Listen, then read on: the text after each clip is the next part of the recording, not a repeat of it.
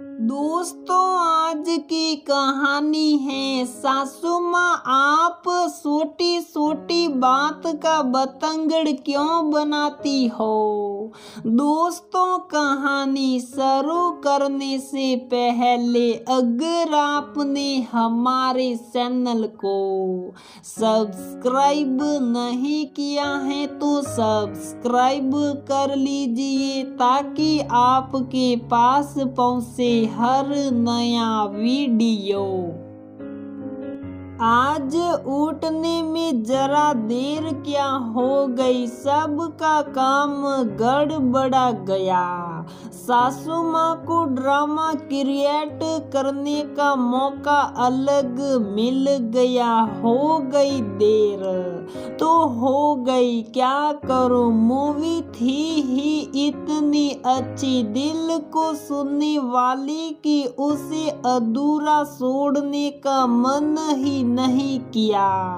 ये तो भगवान का आशीर्वाद है मुझ पर कि सूरज जैसा सुलझा हुआ जीवन साथी मिला है मुझे, वरना सासू माँ तो रोज ही ऐसी छोटी छोटी बातों पर हम पति पत्नी में महाभारत करवा कर तमाशा देखती। सोचते सोचते सुबह से अब तक की घटनाएं सरिता के दिमाग में सल चित्र सी घूमने लगी। सासू माँ डायबिटीज की मरीज हैं, समय से कुछ खाया पिया नहीं तो शक्कर आने लगे और तबीयत बिगड़ने लगी। उन्हें संभालने में सूरज ऑफिस को लेट हो गए। घबराहट और हड़बड़ाहट में मैं सूरज को टिफिन भी तैयार करके नहीं दे पाई।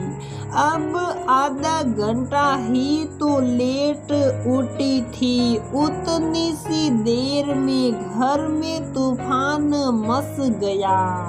एक दिन यदि सासू माँ खुद चाय बना लेती तो कौन से उनकी शान में गुस्ताखी हो जाती, पर नहीं, मेरे उठने का इंतजार करते हुए बैठी रही और अपनी तबीयत खराब कर ली। सासू माँ वैसे भी ताक में ही रहती हैं, कब मुझसे कुछ सुख हो और वे घर में तमाशा शुरू करे। चाय पीकर और बिस्कुट खाकर कुछ ठीक हुई कि बड़बड़ाने लगी, मुझ बुढ़िया का ख्याल नहीं रखो तो मत रखो, पर कम से कम अपने पति का तो ख्याल रखो।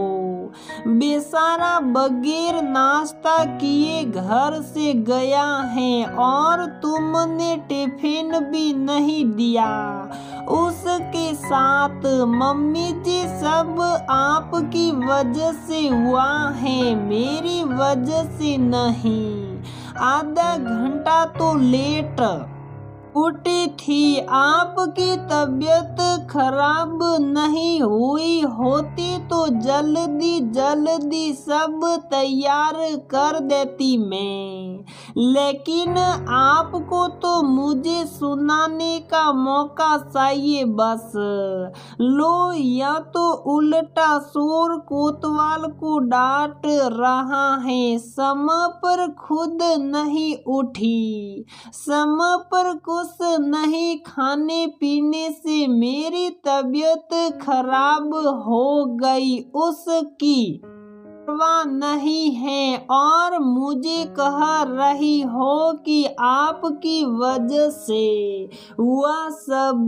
मम्मी जी, मेरी नींद नहीं खुली थी तो आप मुझे जगा सकती थी, या आप खुद भी तो चाय बना सकती थी, घर में इतना सारा नाश्ता रखा है, खुद से लेकर कुछ खा लेती। एक तो महारानी देर से उठी और अब सामने जुबान चला रही है। आप मुझे कुछ मत बोलिए मम्मी जी, आपका बेटा मेरे कारण नहीं, आपके कारण बगैर नाश्ता किए गया है। सूरज के ऑफिस से आते ही सासू माँ फिर मेरी शिकायत का टोकरा लेकर बैठ गई और लगी मुझे बुरा भला कहने। माँ, आप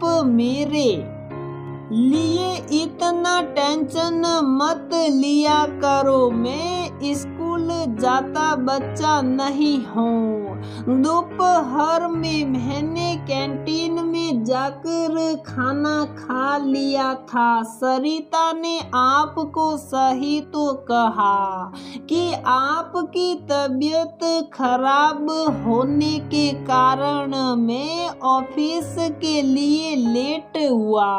सरिता भी इसी चक्कर में मेरा नाश्ता और टिफिन तैयार नहीं कर पाई। सूरज की बात सुनकर सासू माँ आंसू बहाने लगी। तू तो पूरा जोरू का गुलाम है, अपनी बीवी की ही साइड ले रहा है। माँ, भगवान के लिए चुप हो जाइए। अब छोटी सी बात का क्यों इतना बतंगड़ बना रही हो। एक दिन वह उठने में लेट हो गई तो क्या हुआ, मेरे तो आंसुओं की भी कोई कीमत नहीं है इस घर में। जानती हूँ मम्मी जी, आपके आंसुओं में बहुत दम है। मेरा माफी मांगना ही आपकी आंसुओं की कीमत है। मांग लेती हूँ आपसे माफी, अब तो खुश। सरिता अभी तक सोई नहीं, सुबह फिर लेट उठोगी। सूरज की आवाज सुनकर सरिता की तंद्रा भंग हुई और वह सोने का प्रयास करने लगी। दोस्तों, अपने जीवन साथी की छोटी छोटी कमियों और गलतियों को ज्यादा तवज्जो नहीं दी जाए तो जीवन बगैर तनाव के हंसते मुस्कुराते गुजर सकता है। वैसे सरिता की कोई गलती नहीं थी। टीवी पर उसके पसंद की मूवी आ रही थी तो सोने में लेट हो गई। क्या हुआ, रोज तो ऐसा नहीं होता है। तो दोस्तों, हमारी ये कहानी यहीं पर समाप्त होती है। अगर आपको हमारी ये कहानी पसंद आती है तो प्लीज वीडियो को लाइक करें, शेयर करें और हमारे चैनल को सब्सक्राइब जरूर करें।